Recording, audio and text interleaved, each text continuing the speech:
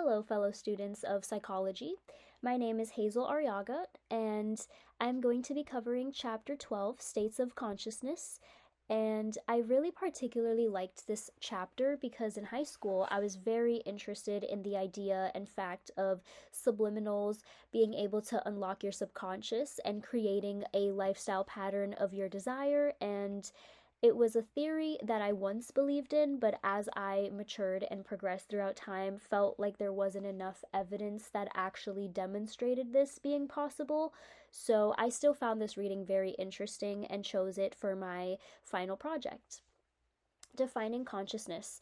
Consciousness is more complex than simply being on or off, as illustrated by the concept of subconscious introduced by Sigmund Freud. While awake, many things exist outside our conscious awareness, such as forgetting others can see us. In 1957, there was an alleged experiment that was later proven to be false in accuracy and numbers, done involving a marketing researcher falsely claiming that subliminal messages increase popcorn sales, leading to regulations on subliminal messaging. This highlighted the ongoing concern about subconscious influences on behavior.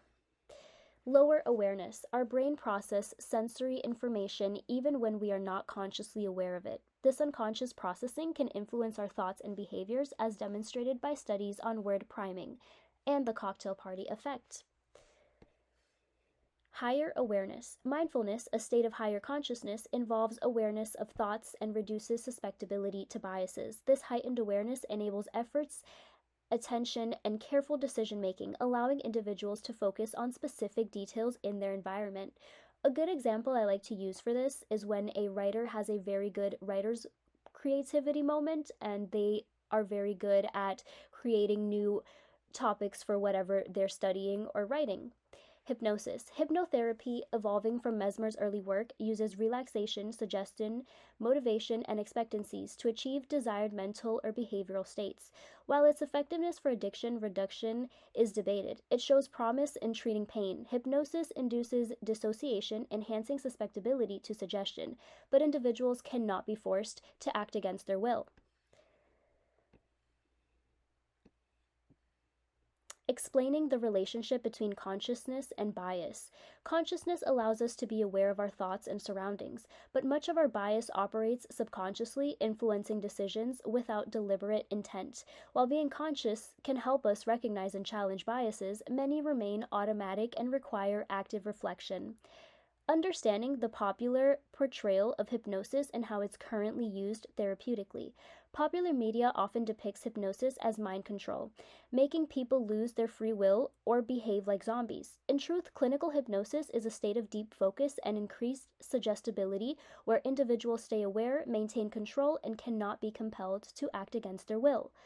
I believe a lot of movies do like to dramatize this. So, in conclusion, consciousness, like a dimmer switch, fluctuates throughout the day, impacting susceptibility to persuasion, judgment, clarity, and memory recall.